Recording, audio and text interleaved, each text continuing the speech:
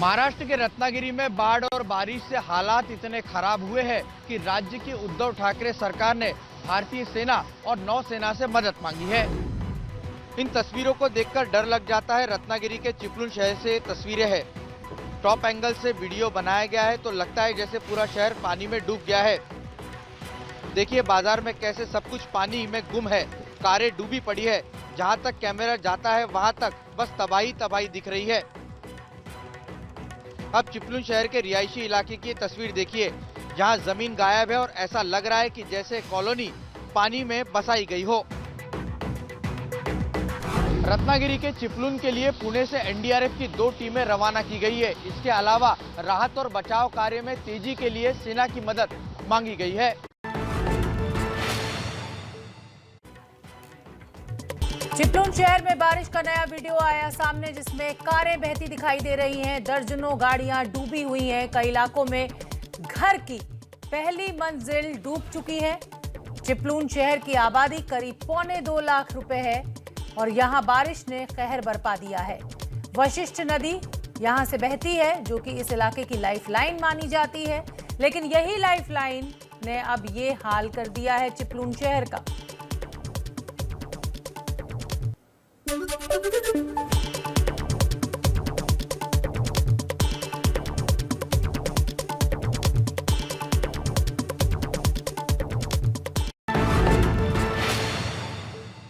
मुंबई समेत महाराष्ट्र में आज भी बारिश ने बढ़ा दी लोगों की मुश्किलें।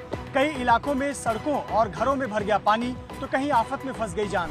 ठाणे के भिवंडी की ये तस्वीर देखिए, चौराहा दिख रहा है, पानी में डूबा बाजार दिख रहा है और यहाँ कई फीट गहरे पानी से गुजरने के लिए मजबूर हैं लोग। अब वसई का हाल इन तस्वीरों से जानिए। यहाँ बारिश में सड़क पर पानी भर गया और डूबे रास्तों पर मजबूरी में गाड़ियाँ लेकर जा रहे हैं लोग। मुंबई के पास करजत की तस्वीर देखिए, यहाँ ग्रामीण और शहरी दोनों इलाके मौसम की मार खा रहे हैं।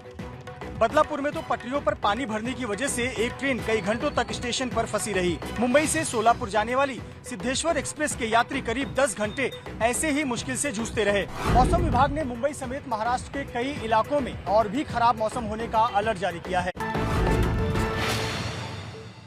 महाराष्ट्र के नासिक में रात को जैसे बाढ़ आ गई। सड़क पर ऐसा पानी आया जिसे देखकर डर लग जाए। सोचिए घर के अंदर आप हैं और घर के बाहर की सड़क पर पानी का ऐसा सैलाब आ जाए। डराने वाले हालातों की ये तस्वीर नासिक से आई है। नासिक का ये त्र्यंबकेश्वर तहसील है।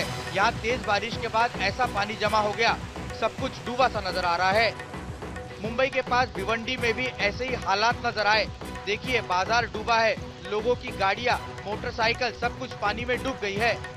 हालात ये है कि एनडीआरएफ की टीम को रेस्क्यू ऑपरेशन चलाना पड़ रहा है।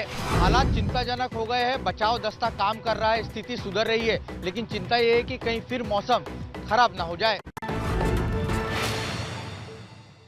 मैं फिलहाल बदलापुर इलाके में हूँ, जहाँ पर नदी का पानी, बाढ़ का पानी सारे सोसाइटीज में घुस गया है। कल रात से ये पानी इसी तरह यहाँ पर जमा हुआ है। इससे भी ज़्यादा लेवल पर ये पानी था, लेकिन अब पानी का लेवल घटता हुआ दिखाई दे रहा है। हम यहाँ पर है बदलापुर के इस रमेशवाड़ी इलाके में और हर साल का ये नज़ारा है। यहाँ पर कुछ लोग हैं हमारे साथ, हम उनसे बात करेंगे, उनकी क्या तकलीफ है वो हम जान लेंगे।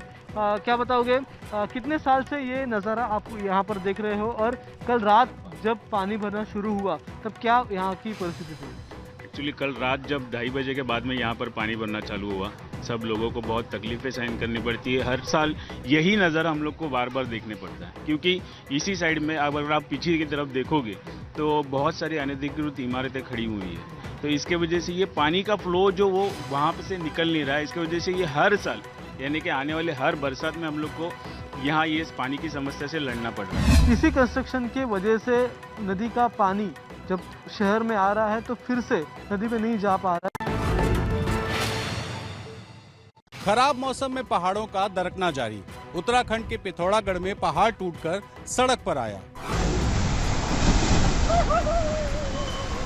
कुछ ही देर में पहाड़ का एक हिस्सा इसी तरह टूटकर सड़क पर गिर गया। तस्वीरें हैं उत्तराखंड के पिथौरागढ़ की। यहाँ धारचूला तहसील में पहाड़ी रास्तों पर यह हादसा कैमरे पर रिकॉर्ड हुआ। अच्छी बात यह है कि जब हादसा हुआ तब सड़क पर कोई गाड़ी नहीं थी। खराब मौसम में पहाड़ी रास्तों पर यहाँ वहाँ लैंडस्लाइड की घटनाएं हो रही हैं। जिससे सफर कर रहे लोगों की मुश्किलें काफी ज्यादा बढ़ गई हैं। अगर आप पहाड़ी रास्तों पर यात्रा करने जा रहे हैं तो सावधानी जरूर रखें, मौसम विभाग का अलर्ट देखें और रिस्क बिल्कुल ना लें। चीन में भयानक बाढ़ से बड़ी तबाही। कई दशकों में पहली बार ऐसी बाढ़ आई। बाढ़ बारिश से अब तक 30 लोगों से ज्यादा की मौत। यहाँ पानी के बीच एक से बढ़कर एक महंगी कारें डूबी खड़ी हैं। कारों के साथ बड़ी बड़ी बसें भी पानी में डूबी हैं। चीन के पूरे हेनान प्रांत का यही हाल है। यहाँ इतनी बारिश पड़ी कि पॉश इलाकों के 7 स्टार होटलों तक में भी पानी भर गया। फंसे लोगों को इमारतों से निकाला जा रहा है। अब ये तस्वीरें देखिए। ड्रोन कैमरे से बाढ़ का ये वीडियो बनाया गया है और दिखाता है कि चीन का एक बड़ा हिस्सा किस तरह पानी में डूबा है। लाखों लोग बेघर हो गए हैं और सैकड़ों लापता हैं। चीन में 1 घंटे के अंदर 8 इंच बारिश होने से इस तबाही की शुरुआत हुई। कुदरत की इस चोट से पूरे चीन में हाहाकार मचा है। कथित जासूसी कांड पर संसद में टूट गई मर्यादा। तृणमूल कांग्रेस सांसद ने आईटी मिनिस्टर अश्विनी वैष्णव के हाथ से उनके बयान की कॉपी लेकर फाड़ी। आईटी मिनिस्टर अश्विनी वैष्णव अपना बयान भी पूरा नहीं कर पाए। संसदीय परंपरा कृपया हम लोग न सुने। रिपोर्ट ले हो गई। पेगासस जासूसी पर राज्यसभा में हंगामे के चलते आईटी मिनिस्टर अश्विनी वैष्णव अपनी बात नहीं रख पाए और उन्हें अपना भाषण छोटा करना पड़ा। यहाँ तक कि मामला छीना झपटी तक पहुँच गया। आईटी मंत्री पेगासस मामले में अपनी बात रखने के लिए खड़े हुए तो ममता बनर्जी की पार्टी तृणमूल कांग्रेस के सांसद शांतनु सेन ने आईटी मंत्री के हाथ से उनके बयान का पर्चा छीनकर फाड़ दिया और हवा में उछाल दिया। इस दौरान हंगामे के बीच ही आईटी मंत्री ने बोलना जारी रखा, लेकिन पूरी तरह अपनी बात नहीं रख पाए। इसके बाद बीजेपी और तृणमूल के सांसदों में तीखी बहस शुरू हो गई और हालात संभालने के लिए मार्शल बुलाने पड़े। आज की जो हरकत है वो आप सबको पता होनी चाहिए कि संसद में जब मंत्री अपना बयान पढ़ रहे थे तो उस कागज को उनके हाथ से छीनकर फाड़ा गया एक टीएमसी के नेता के द्वारा। और उससे पूर्व में जब प्रधानमंत्री नए मंत्रियों का इंट्रोडक्शन संसद में देने को खड़े हुए तो शोर मचाकर उस इंट्रोडक्शन तक को नहीं दिया गया। इसके बाद राज्यसभा की कार्रवाई कल तक के लिए स्थगित कर दी गई। दिन में आज ये तीसरा मौका था जब विपक्षी हंगामे के चलते राज्यसभा की कार्रवाई को स्थगित करना पड़ा हो।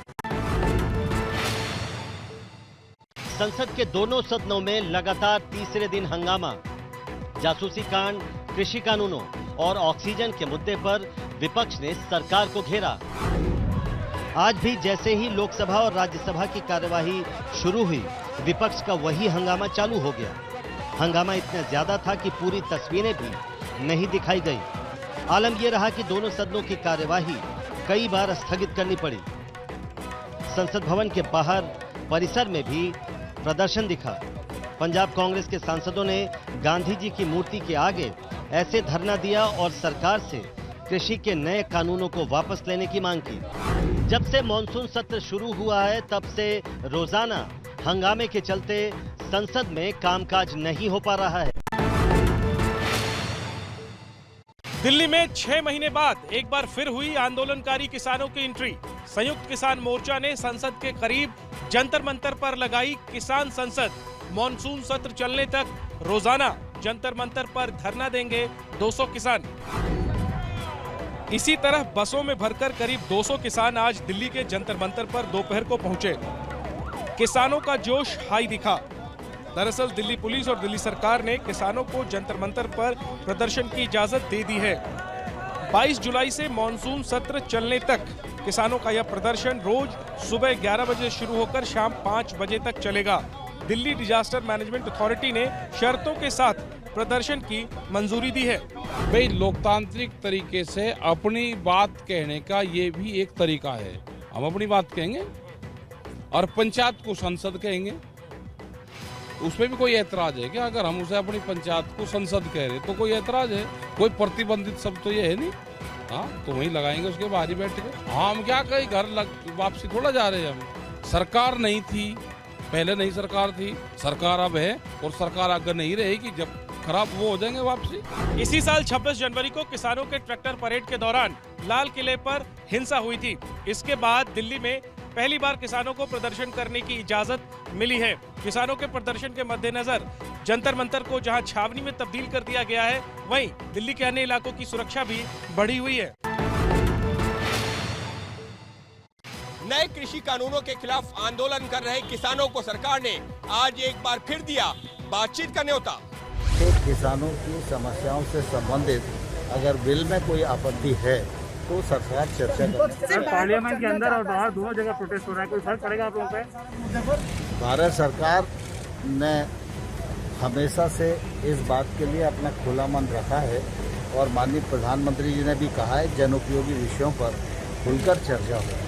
साफ है कि केंद्र सरकार तीनों कृषि कानूनों में बदलाव को लेकर चर्चा को लेकर तैयार है, लेकिन किसान तीनों कृषि कानूनों को रद्द करने की मांग पर अड़े हुए हैं। कल नवजोत सिंह सिद्धू की ताजपोशी में आएंगे मुख्यमंत्री कैप्टन अमरिंदर सिंह। पदभार संभालने के कार्यक्रम में शामिल होने के लिए सिद्धू ने अमरिंदर सिंह को भेजी है चिट्ठी। पंजाब कांग्रेस की कमान मिलते ही सिद्धू एक्शन में है और कल सिद्धू अपना पदभार संभालेंगे। इस बीच सिद्धू ने खेली बड़ी गूगली। अपने पदभार कार्यक्रम में नाराज चल रहे कैप्टन अमरिंदर सिंह को आने की चिट्ठी लिखी।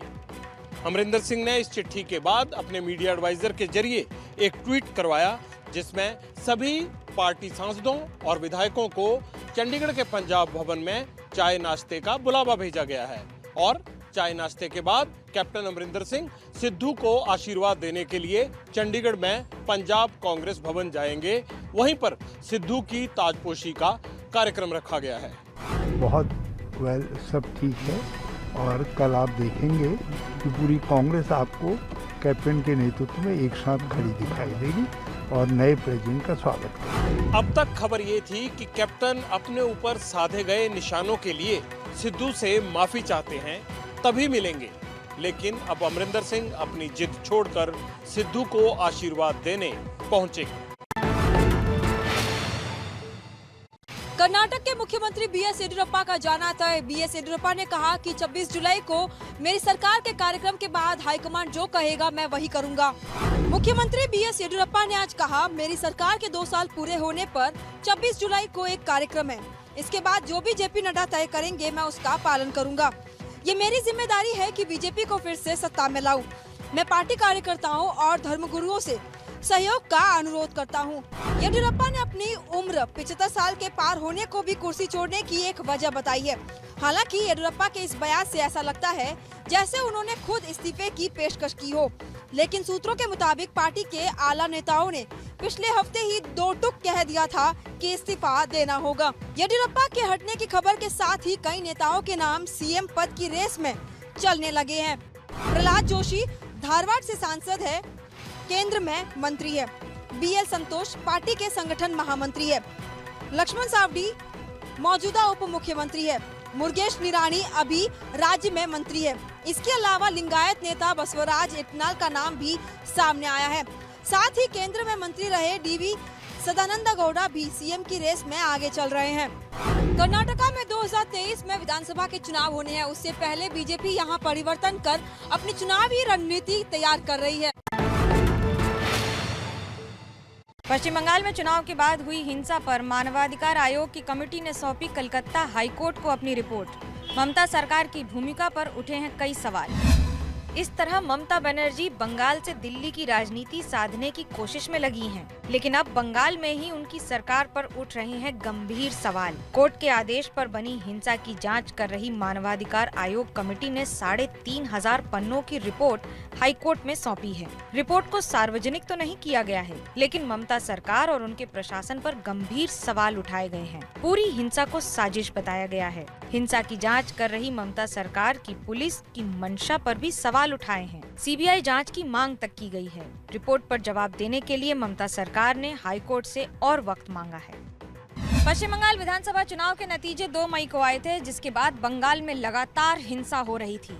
उस समय प्रशासनिक जिम्मेदारी चुनाव आयोग के पास थी, लेकिन दोनों राजनीतिक दल बीजेपी और टीएमसी एक दूसरे पर इस हिंसा का आरोप लगाते रहे। राजस्थान प्रशासनिक सेवा भर्ती पर संग्राम बढ़ा। शिक्षा मंत्री के रिश्तेदारों के चयन से शुरू हुआ विवाद। जयपुर में आज हुआ हंगामा।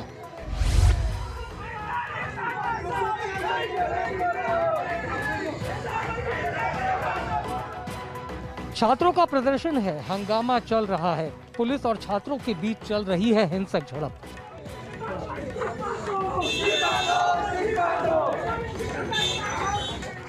तस्वीरें हैं राजस्थान के जयपुर की। यहां एबीवीपी के कार्यकर्ताओं ने शिक्षा मंत्री गोविंद सिंह डोटासरा के घर के बाहर ऐसा हो हल्ला बोला तो हंगामा मच गया।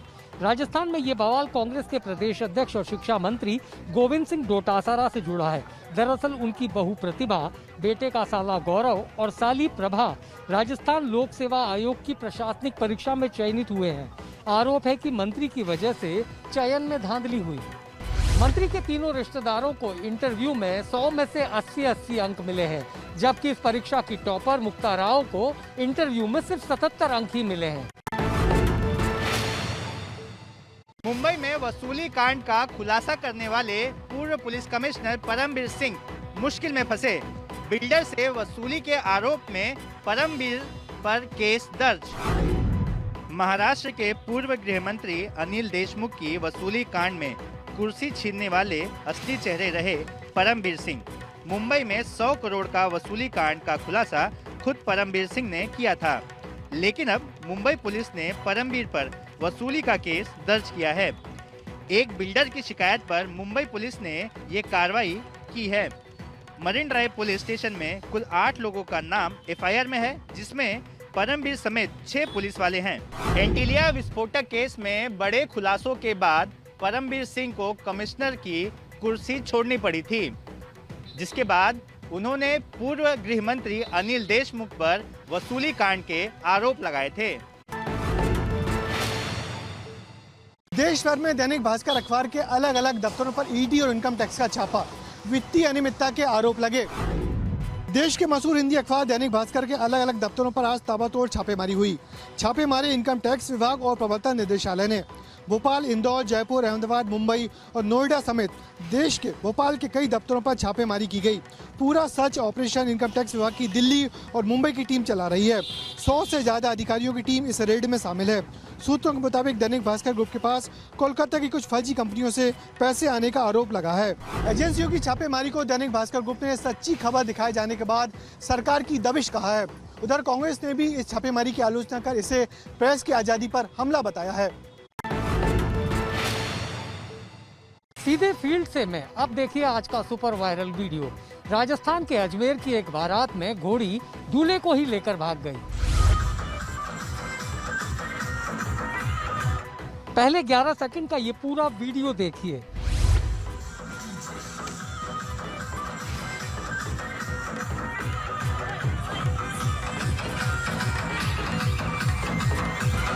देखा आपने घोड़ी कैसे बारात से दूल्हे को लेकर फरार हो गई। ध्यान से देखेंगे तो तस्वीरें घोड़ी के भागने की असली वजह भी दिखेगी। दरअसल पटाखा फूटा, तेज आवाज हुई और घोड़ी बिदक गई। इसके बाद वो घोड़ी वाला भी उसे रोक नहीं पाया। दूल्हा गायब हुआ तो बारात हैरान परेशान।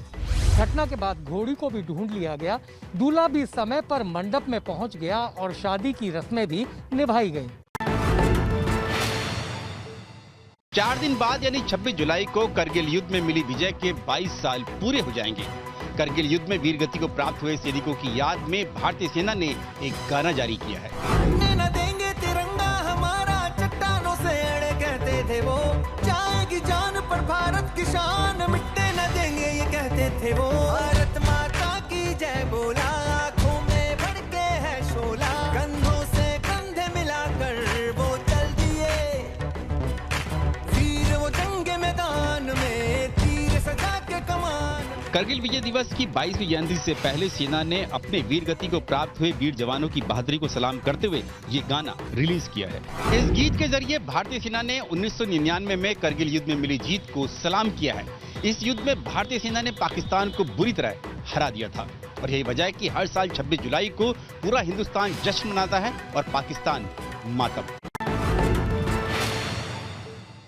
कल से शुरू होगा खेलों में दुनिया का सबसे बड़ा महाकुंभ टोक्यो ओलंपिक्स। भारतीय खिलाड़ियों को पूरा देश दे रहा है शुभकामनाएं।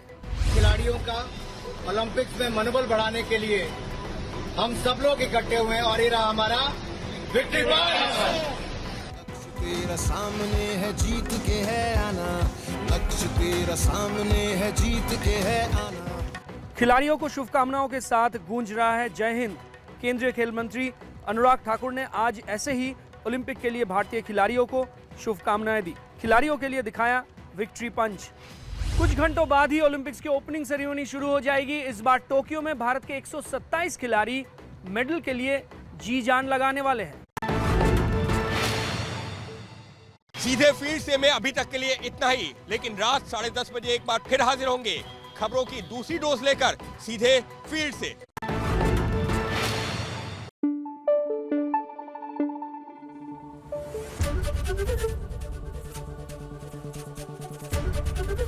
एबीपी न्यूज आपको रखे आगे।